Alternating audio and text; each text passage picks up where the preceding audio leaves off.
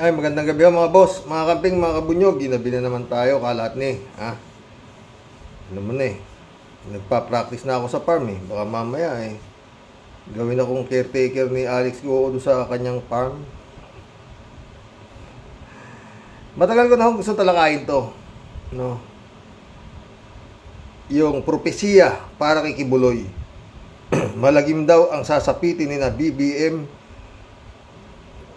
First Lady Romualdez Abalos Hontiveros, no? Makiamot po tayo sa sa vlog ni Atty. Claire Castro, no? Ay nako, 5 days na ho ito eh. At meron ng 31,000 views, no? Magbibigay lang ho tayo dito ng dagdag komentaryo, mga friend. Dito tungkol dito sa baliw na to, si Baliw. Sa may YouTube channel, Batas with Atty. Claire Castro. Napukaw ang aking pansin ito na post sa SMNI, gikan sa Facebook, patungkol dito sa di umanong Prophecy of Aliyar, isang prophetess sa Middle East. Hinahanap po kasi ito sa Google kung nasa Bible ba ito, o saan ba siya may research.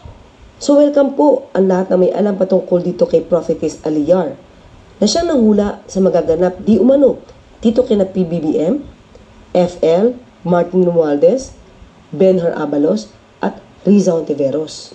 Maligim daw ang magaganap sa kanila ayon sa prophecy nito si Prophetess Aliyar. So pakinggan nga natin kung ano sinasabi nito.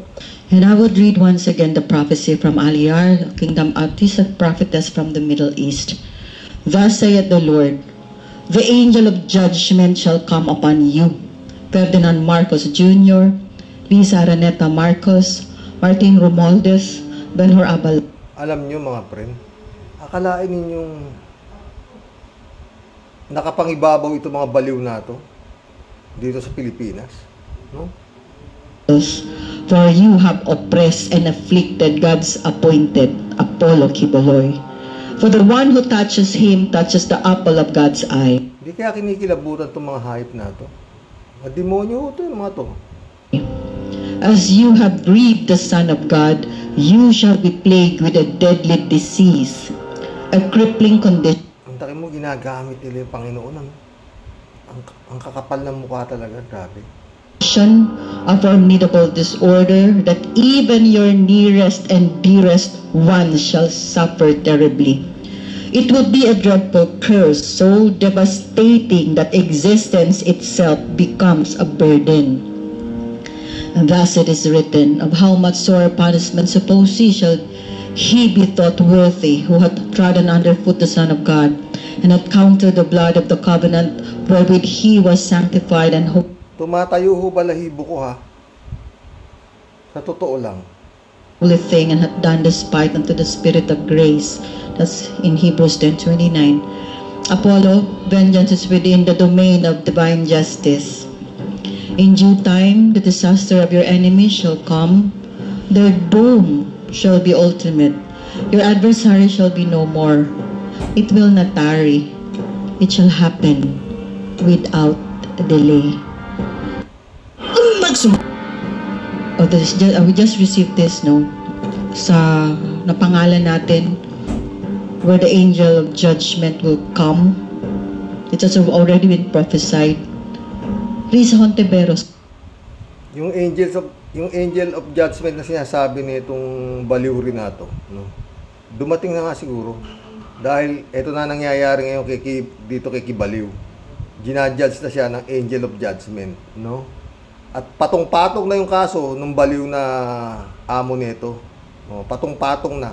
At hanggang ngayon hindi na lumilitaw yung gunggong, no? Yung baliw. Pero kasama ka.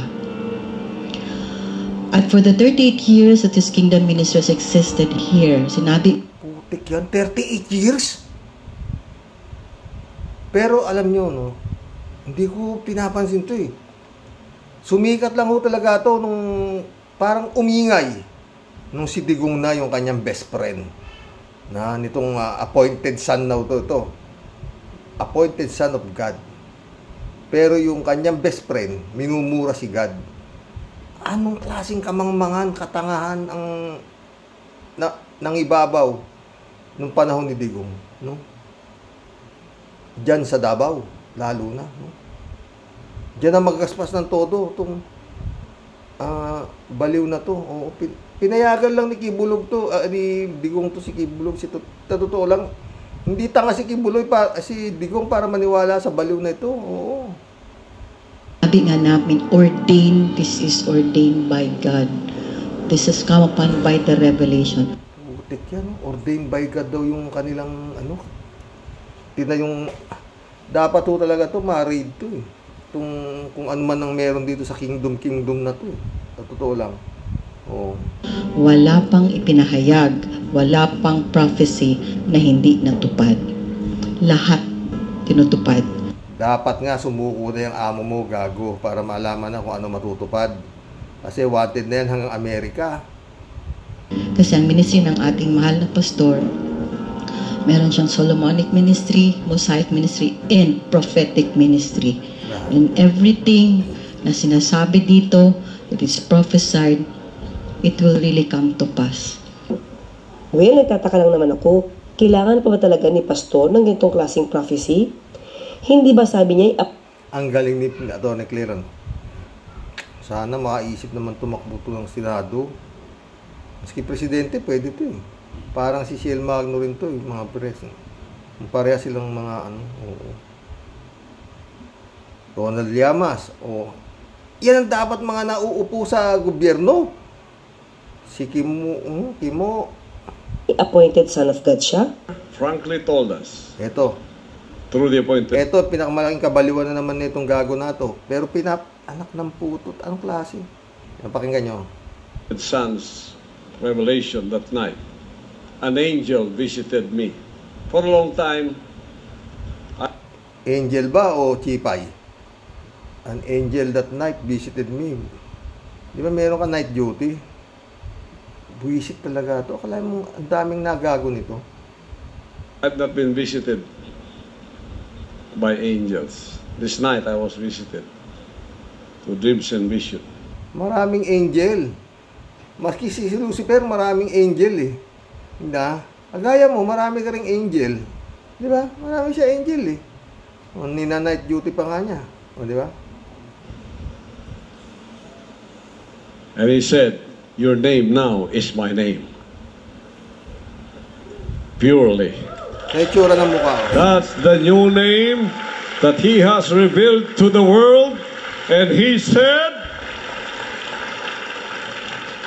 my son, you humbled yourself for 33 years. That's why I will give you a name which is above every name. He gave me his name, and he took my name as his new name.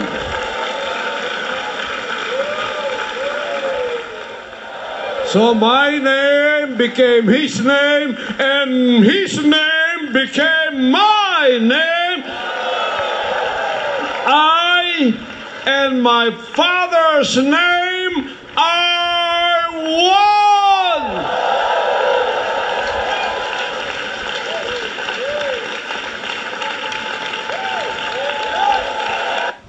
Di ba mas dapat na Mga boss. Kaya to, dapat to si Quibulog na to. Lumantad na. Ikaw na pala, sa Senado. Ba't nagtatago ka, bugok? No? Grabe, no, mga friend. Pakinggan pa natin sinasabi ni Atty. Claire. nakikita niya ito kaysa sa isang propeta lamang? Dapat nga, itong vision na ito ay dapat noon pa niya nakita.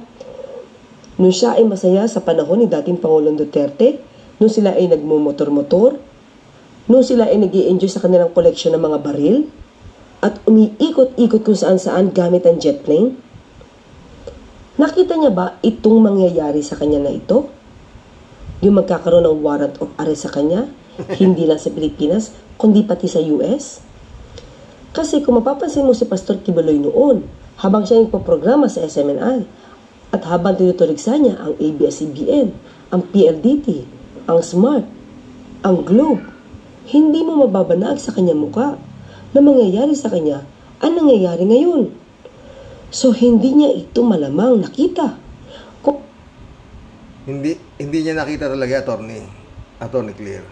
Kasi, noong mga panahon na yun, si Duterte at saka si Marcos yata nakaupo na. Di ba? Si Duterte doon. Wala na siyang wala siyang katinag-tinag. Yun ang alam niya. Sandal siya sa pader, Attorney. Di ba? Gaya nung ibang vlog mo, na si Digong ang umaayos ng mga kaso na itong gago na ito. Di ba? Kaya wala siya nakikita. Pero ito, mga boss. Sana, mas maganda kung ang ginawa itong tulonggis na ito, si Kibulog, no? Nakita niya, sana sinabi niya, na kayo, China, ay magsasaper ayon sa propesiya na nakita ko dahil sa pambubuli ninyo sa amin, sa aking lupang sinilangan, kayo, aabutin ng mga kalamidad. Sana yun ang ginawa niyang propesiya. Di ba, inaabot na ng China. Puro kalamidad na. May tornado, may lindol, may bagyo, lahat. Di ba? Yun dapat ang inaano mo. Dahil sa ginagawa ninyo sa bansa ko na Pilipinas, dapat yun, tanga nito. Sila Lisa Ontiveros, Marcos ang sinasabi itong gunggong na to. Di ba? Ewan ko mga friend. No? Pero tama yung yun ang hindi niya hindi niya nakita yung mangyayari sa kanya. Yun nga, bumaba na, totoo siguro na nandiyan na yung angel of, yung angel na sinasabi niya. Kaya sila nila Digong ang nakakastigo. The judgment angel ba yung sinasabi kanina nung babaeng parang may sapak din, no? Bumaba na talagang totoong bumaba na siguro dahil ito na nangyari sa kanila Sino ba mag-aakala na mangyayaring magkakagulo itong unitives na to? Di ba? Na talaga naman nakita mo naman nung kampanya, talaga naman kung magtaasan ng kamay talagang, di ba? Pag nangampanya talagang, di ba? Parang walang mangyayari. Hindi, ako, sa totoo lang, mga friend, hindi ko na banaag na magkakaroon ng ganito kalaking sigalot. Ito, pero yun nga, parating kasabihan, ang magnanakaw galit sa kapwa magnanakaw. Baka yun ho ang epekto, no? Tsaka yung sinasabi itong mga gago na to, na the judgment of angels na sinasabi, na ito na talaga, tumama na sa kanila, yung kanilang pinagangangakak, no? Mantakin mo, magkakaroon daw ng mga karumaldo, mga grabing mga sakit, at kung ano taabutin ni Marcos, First Lady, Romualdez, Ontiveros, naiwan nila si Sherwin Gatchalian, mga boss, no? Talagang dapat yung angel na sinasabi talagang bumaba na at tuluyan na itong mga to paghambalusin ng espada, no? Ewan ko kung anong klaseng kabaliwan, no? Kanina, napanood ko yung yung mga sila Badoy, nag-i-spit sila, yung mga Duterte, na walang ginawa kung hindi purihin himurin ng tumbong ni Digong sa kanilang mga speech na talagang napakagaling daw ni Duterte, whatsoever. Ewan. At saka napanood ko si Batang Manila Toits, no? Fake news daw po yung kumakalat na 1.5 ang binigay sa mga umatin dito, hindi. 150 pesos. Tao talaga, wala. Hindi naman fake news yung kay Toits kanina dahil may nagsasalita na 1.5, anong 1.5? 150 lang. Maghapon kayo dyan, 150 lang. Sa gawa ng sobrang kahirapan, no? 150 plus may t-shirt, saka merong mineral water siguro, yun ang maghapon sila doon. Kumita ho yung mga coordinator na itong mausog na to. Kumita. Oo. Sa halip na, siguro, baka 500, the lowest na bibigay dyan. Ang ginawa, 150 na lang ay binigay. Sa mga pobreng nagsisigaw at nagsususumba ro sa hanggang inabot pala ng alas 8 ng gabi. Yung mga pobre doon, alas 2 hanggang alas 8 ng gabi, tapos 150 ibinigay. Putik yan. Alam nyo, pwedeng i-connect yan kung ano man na mangyayari kila, kung sakasakaling totoo yung death threat nila, mga nakabangga dito sa sindikato ng Pogo na may binibigay na bounty kung sino man ang makakayari kila Sherwin Gatchalian at sa kila Senator Risa Ontiveros, no? Pwedeng i-connect yan. Sabihin ni Kibulog yan ang angel of death, dumating na, sabi, di ba? Sinabi ko sa inyo, yan na nangyari. Hindi natin alam, ha? Hindi natin alam. Pero yun nga, dasal na lang. Dapat talaga mag-ingat itong sila Sherwin Gatchalian at itong si Risa Ontiveros. Dapat talaga sila mag-ingat. Hindi ho basta-basta yung nabangga nilang Pogo Syndicate na yan. Hindi ho Talagang walang paglagyan ng pera Mantakin mo, yung gobyerno mismo ng Pilipinas ang talagang nakurap nila. Pati mga birth certificate, 300,000. May birth certificate ka na, may driver's license ka pa, may passport ka pa, 3-in-1, 100,000. Pero marami ho talagang nung panahon ni Digong mga boss, dami yumaman. Tsaka yung birth certificate Davao galing. Libo. Libo. May vlog ho niya si Atty. Claire Castro na naman, ang ganda pagkakadali. Pero ito lang ho inuna ko No. Mag-collab na po tayo mga boss. Mga friend, paulit-ulit, no? Huwag na ho kayong kumanto-kanto. Suriin ninyo hong mabuti yung inyong mga pinaniniwala ang mga hunghang na nagpapanggap ng mga makadiyos. Hindi ho demonyo ho yan Yung inyong pinapalakpakan sa mga pinagsasabi niya, demonyo yan. Mantakin mo. Binigyan daw siya ng yung pangalan daw ng Diyos ibinigay sa kanya, kung di ba naman baliw. Di sana pumunta ka sa Senado, gago. Ano ba? At yun sabihin mo na ako ay ang Diyos. Ako na sira na talaga ho ang ulo niyan. Kaya nga dapat si Kibulog, simple lang gagawin nito. Tuloy niya na yung pagiging baliw. At least baka psychopathic lang siya damputin. Tayo mo 30 taon na palang yan. Pero talagang umalaga ho yan nung panahon ng kanyang best friend. Yung nagmumura sa Diyos, no? Na si Digong. Mag-collab na po tayo. Ako, sakit na ulo. Shout out, Jeff Ramos, nak. Magandang gabi po tayo, sabi niya. Magandang gabi, Andy Lozada, shout out. Shout out. Soylo Flores, shout out. Joe Flores, my friend, shout out sa iyo, Sabi niya, namumursyento na lang yung mga organizer niyan. Hanap buhay nila yan Habang may rally, may kita yung mga yan.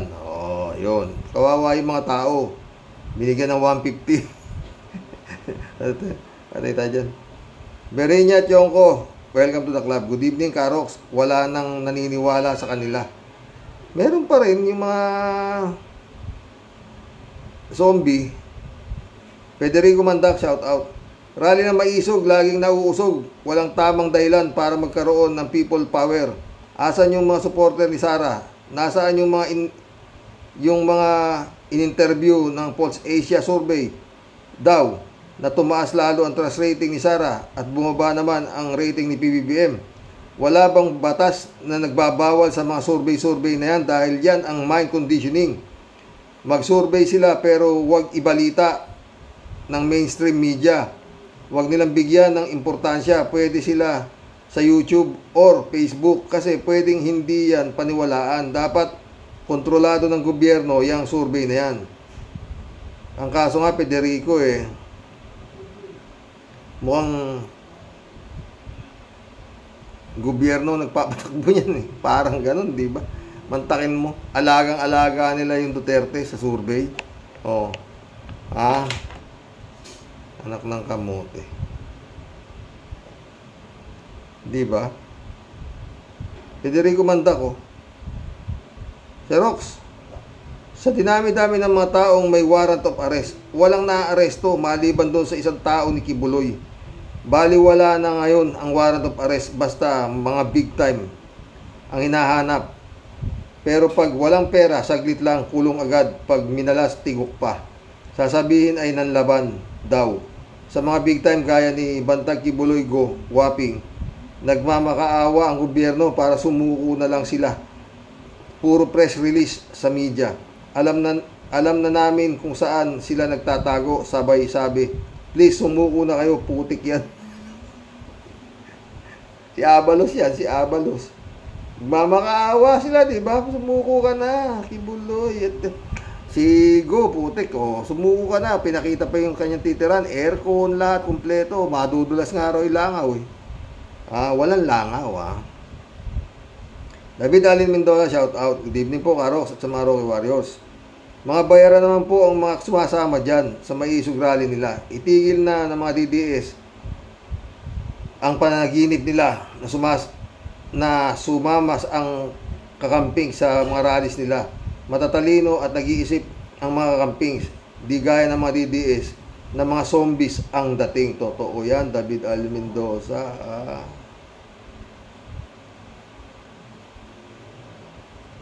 Ray Ramoso, welcome to the club. Tuloy, naniniwala na ako na yung 31 million nila bunga lang ng isang kahibangan. Trip lang. Totoo yan, Ray Ramoso. Ted, shout out Ted. Walang kadaladalang mapahiya ang mga DDS. Kahiya kayo mga bugok. Yan. Elizabeth Iscare, shout out. Good evening, Sir Rox. Natatawa talaga ako yung rally na yan. Halatang nakikigulo lang ang mga yan. Kulang sa pansin kasi nga laos na ang mga yan. Kawawang cowboy. Diba? Noel Tenko, shout out. Buti may audio kanina, wala. Good PM karaoke. Yannick Ordobes, shout out. Wala nang budget kaya nilangaw. Meron kaya lang kinapon. Bakit napon ng mga organizer? User, shout out user. Naglalabasan na rin ng panahon. Naglalabasan na rin ng panahon ni Digong, mga pulis na pumapatay katulad ni Tomboy na pulis na tumaas ang ranggo sa pagpatay kahit walang kasalanan. Binabaril sa hearing ni Akop sa Congress. Matakot na kayo kay Duterte, baka bandang huli pamilya nyo na madali sa patayan ng mga nananalo. Ang mga Duterte puro pagpatay at maniobra.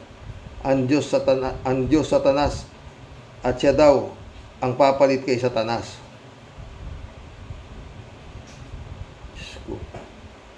Alberto Ulaer, shout out. Karoke, isa lang ang ibig sabihin ng mga Duterte, mga talilong. Kumbaga sa sabong sa manok, panderby ang kalaban, tinamaan ang mata ng mga Duterte kaya naging hilong talilong.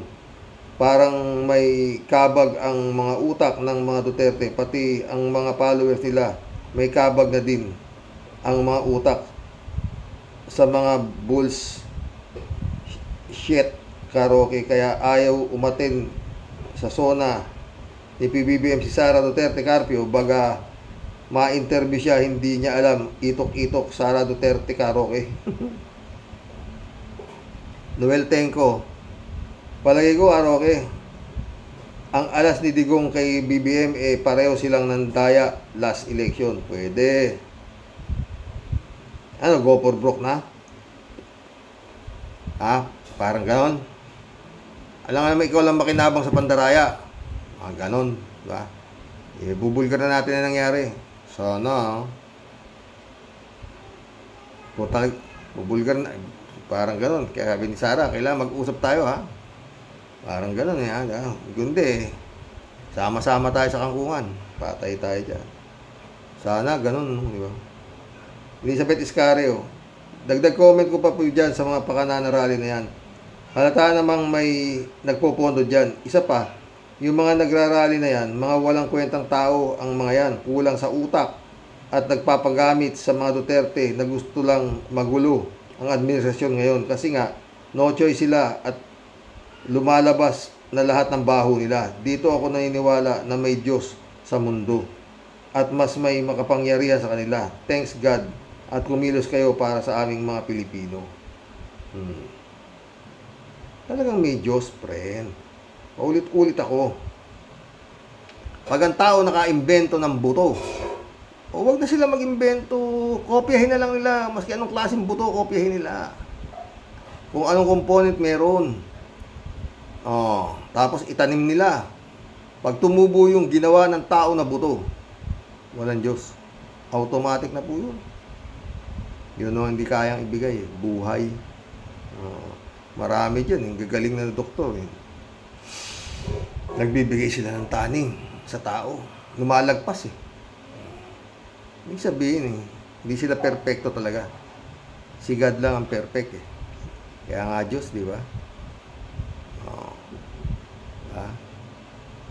Pero matagal naghari itong baliw na kibulog na to. Nagtago siya sa pangalan ng Jesus. Takin mo, Kingdom of Jesus Christ. Putik ka. Librado Ludovico, shout out. Ang 31 million at Smart Magic, hoy mga ungas, we are not born yesterday, tumigil na kayo, mabaho na kayo, anak ng putik. Well, leching hinduropot, lokohin nyo, lelang yung panot. Totoo yan, librado. Asa na? Wala. Sabi ko na nga eh. Librado Ludovico ulit oh. Hayop na pogo yan, nagpahirap sa bansa, perwisyo. Kaya pinalaya siya sa Cambodia. Hay, nako, only in the Philippines. Talaga pera-pera lang. Hoy, bleng-blong. Ano ba? Kilos bago pa mahuli ang lahat. Chupista Bunaaw, shout out ah. Good evening po kuya at sa inyo pong may bahay at sa mga ka-warriors. Ganon din po ako nang matalo si Lenny. Sobrang iyak ko po noon. Ang isip ko noon, ano na mangyayari sa mamayang Pilipino at sa bansa itong PBBM. Panindigan mo naman ang iyong pagiging pangulo. Maawa ka naman sa mamayang Pilipino. Lord Jesus, wag po kaming pabayaan. Totoo yan. Kalat ni Baya, shout out ah. Solid pa rin sabi niya. Talaga naman. Sayang pigsamahan natin sa Team Alapaap, my friend. Kalat nila ito. Kami, bumaba ka na, aakyat kami. Bumaba ka na, aakyat kami. Patay tayo dyan. Kalat ni Baya ulit ito. Good evening, Kasani. Tuloy lang ang laban, Kasani. Bakbakan mo na. Hello, mga bear. Okay lang si Mama. Shout out, Miss Akira Milus. May you have a pleasant day. Ingat, magpakabait ka palagi. Sabi ni Kalat ni Akira, shout out ah. Polly Tomines, welcome to the club. Nausok sila. Chupista Bunao ulit to. Kuya, grabe talaga ang ganid sa pera at sa kapangyarihan. At ang mga may hirap, sobrang hirap.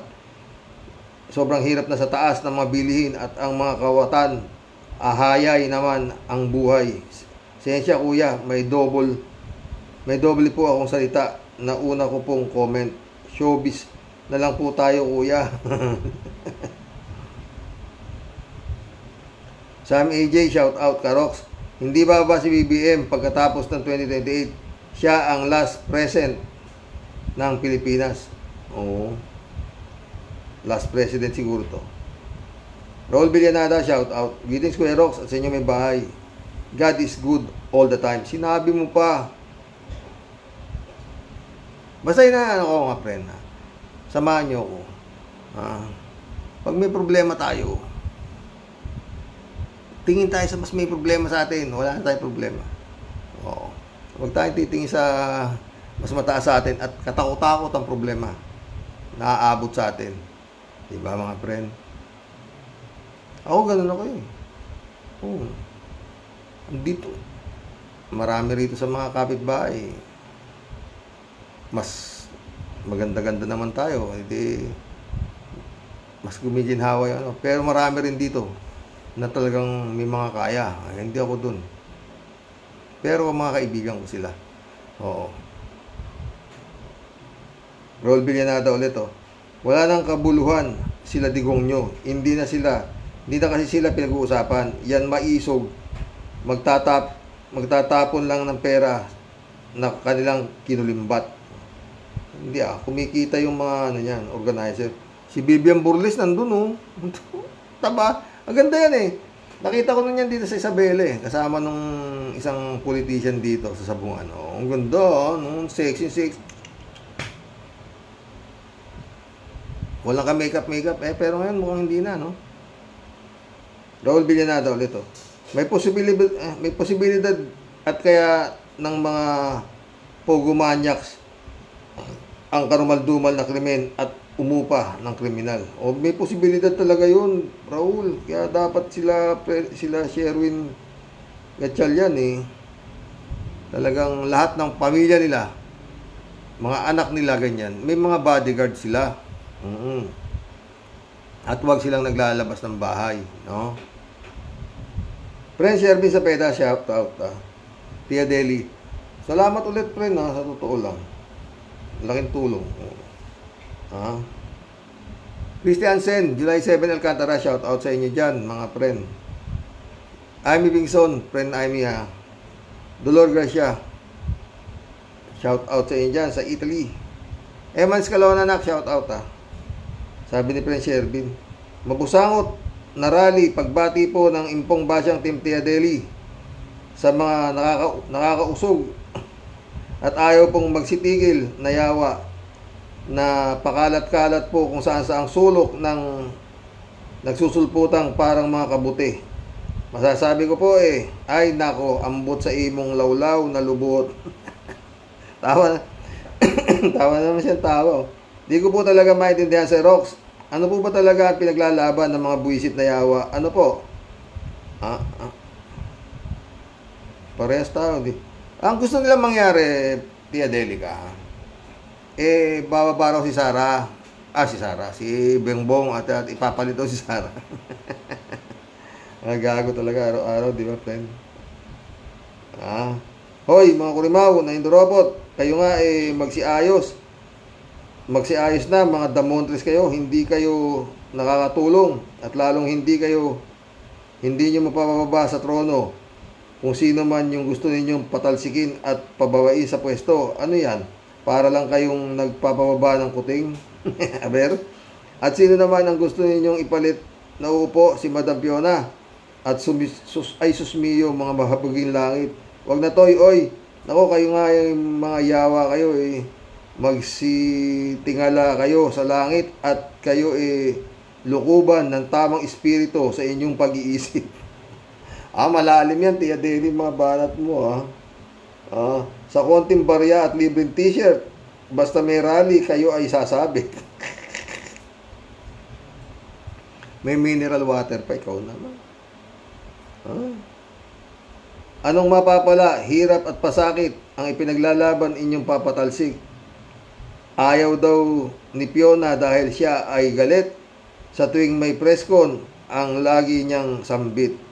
Wala nang forever, di na sila sweet, kaya desisyon niya tuluyan ng mag-quit. Daanin sa rally, magulo niyang isip, ito raw paraan para mapatalsik. Gusto niyang agawin at siya ang papalit. Anong sasabihin natin dyan, Tia Deli? Bukas ka, Fiona. Ryan Yumura, shout out. Nak, si Ant yun. Hindi na yata nagbablog si Ant Pero nag-message sa akin kagabi. Nangangamusta. Al Olalia, shout out May ibig sabihin ang pagtalaga ni Fiona sa sarili nila bilang designated survivor. May maitim silang binabalak. Ano't ano man ayaw man natin kay BBM, hindi dapat magtagumpay ang planong pang-aagaw sa pwesto ng kanilang peking liderato. Matindi pa sa bomb joke ang statement ni Fiona. Good day, Sir Rox, at sa mga ka-warriors. God bless. God bless, Al Olalia. Ramon Valencia, shout out ha. Bossing, dapat kung re-ready nila ang Pogo, dapat yung wala silang alam. Kailangan sorpresa para mahuli nila ang mga pinaggagawa nilang masamang aktibidades. Kung magpapaalam pa sila or mag-appointment, putik yan. Baka pati mga kubetan yan, linisin at pakintabin kasi mag-i-inspeksyon. Hindi, Ramon, ang ibig ko sabihin, no? Sige, so be it, linisin na naman todo, wala sila. Pero pag imposible nilang malinis yung mga underground tunnel, kagaya na nangyari sa Banban at saka sa Porac. May mga underground exit eh. Oh. Yun lang, red tag na talaga doon eh. Ano na yun eh, red flag na yun eh. Para saan itong mga underground na to? Oh. Sabihin natin wala silang nakitang hindi maganda. Pero yun, bakit may daan ito? Ano to mga secret na tunnel na to? Oh, dun, sigurado ko, malamang sa alamang, lahat yan, lalo yung mga malalaki, yung mga nasa Cavite, tsak yan, may mga ano yan, may mga lagusan yan para sa pagtakakas. Malamang sa alamang yan, tingnan mo. Arnold po si Diego, shoutout. Sir Roque, pwede talaga mangyari ang iniisip mo. Sana nga mali ka, Sir Rox. Sana talaga, Sir. Oh, yun nga, di ba? Pwede mangyari talaga yan. Go for broke na sila eh. Wala sa maisip kung paano pasasakitin ang loob ng taong bayan. Diba? Maril Pabianak, shout out. Good morning po tayo sa mga kawaryos. Nawa nga po tayo di manaig ang maitim nilang plano para lamang sa kasakiman nila sa pwesto at kapangyarihan. Kasi walang ibang kawawa kundi ang mga Pilipino. Lord, kaawaan mo po kami sa mga delikadong senaryo na maaring mangyari. Amen. Kaya kayo, tumigil na kayo niyang katangahan ninyo. Sama kayo na sama sa mga rally-rally. Sigaw kayo na sigaw dyan. Hindi nyo alam kung anong mga pwedeng mangyari sa inyo. Tapos 150 lang ibinigay sa inyo. O sabihin natin 500. Katumbas ba yan ang buhay nyo? Gago kayo eh. Marili pa biyan ulit oh. Tila po si Atty. Toto Kausing, yung vlogger na nag-warning kina Senator Gatchalian at Senator Risa na may patong ulo kasi siya lang ang yung nagsabi nun sa vlog niya. Lord, ingatan niyo po din si Toto para kaligtasan niya. Amin po. Ganon at lahat ng mga vlogger para sa katotohanan. Higit din po sa lahat kayo po tay. Patnubayan kayo palagi ni Lord. Salamat nak. Basta ingat ka lang dyan. Sa trabaho mo dyan. Kaya huwag ka masyadong papagod. Kasi kung minsan dumadaing mo si Marilo. Nga, pagod, ganun. Oh, tsaka medyo, anyway, basta dasal lang, ganun lang yun. Tsaka parati mong iisipin, swerte ka pa rin. Dahil yung mga iba rito, walang hanap buhay. Diba nak? Cassandra Daisy, shout out. Dapat nakasuhan na ang mga Duterte at supporter dahil sa Parmali, computer, scam, etc. Pero ayaw magtrabaho ni Marcos Jr. Kaya tiis na lang tayo. Kuha tayo ng lakas sa mga truth vloggers tulad ni Mr. Rox, Bad Toto at bagong Shelly Magno na nag-interview sa isang breast cancer stage 4 na hindi pala fully covered ng PhilHealth. Pero bakit may sobrang pera ang PhilHealth ay transfer sa general funds ng gobyerno? Yan ang question ngayon, Cassandra. Sabi ni Professor Cielo Magno, hindi yan pwede. Na? Tsaka yung Maharlika Pan, asa na? Ano na, what happened na? Asa kayong mga nakuhang investment na sinasabing billion-billion investment sa kakabiyahe ni Marcos? Asa na? Wala pa eh, di ba? Wala nakikita. Ang nakikita lang natin, mga friend, yung pagtaas ng presyo. Di ba? Cassandra Daisy ulit, oh. Sa mga hindi pa na-register sa PhilHealth, punta kayo sa barangay ninyo para magpapista. 1 registration per family yan. Ang announcement ni Cielo Magno. Sa hindi nakakaalam, biruin mo, magpapapirma ka pa sa congressman or senador para magkahingi ng tulong. Bakit? Pera natin yun. Dahil kahit soft drinks o chichirya, ay may tax na binabayaran natin. Pinakita ni Toto Kausing sa vlog niya ang sulat ni Recto sa PhilHealth to transfer the 89 billion to the government. Putik yan. Kaya ang title ni Toto, niyari ni Recto ang PhilHealth money. Ay nako, sign na nga ng bankrupt na ang Pinas. Dahil palipat-lipat ang mga pondo at hindi marunong mag-budget ang mga leader natin. Nga tayo hanggang 2028. Sana nga hanggang 2028 lang. Baka lumagpas pa putik yan. Alberto Olaero nito, Karoke, isa lang ang ibig sabihin ng mga maisog na rally. Sumisigaw na, Duterte, Duterte, mga bayarang rallyista, Karoke, totoo. Shirley J. Sir, shout out Alam mo po, Karox, ganyan talaga siguro pag ang pera at kapangyarihan kahit magkakapatid nagkakawatak-watak at minsan nagpapatayan pa. Meron nga ako ditong kilala. Medyo talagang may kaya yung Pilipina. Ninakawan ng kapatid 3 milyon, may full mark niya, bangko. Kasi tiwala nga ang kapatid, yan pa kaya si BBM at Sara, hindi naman talaga sila magkaibigan, di ba? God bless us. God bless Shirley J. Sir, totoo yan.